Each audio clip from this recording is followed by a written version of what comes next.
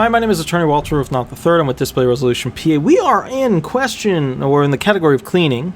Question 110 of the top 200 Social Security Disability Hearing question. Here we go now. Any issues with small handles, slick surfaces, or bottle triggers?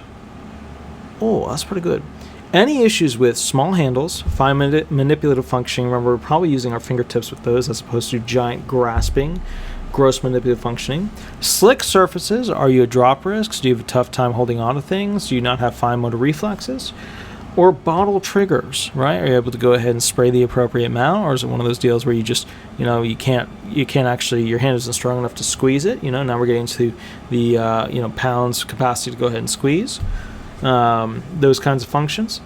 That's what we're looking at with that. And remember, when you hear the hearing question, it's going to be, hey, do you have a difficulty with cooking, cleaning, or laundry? Maybe paying bills?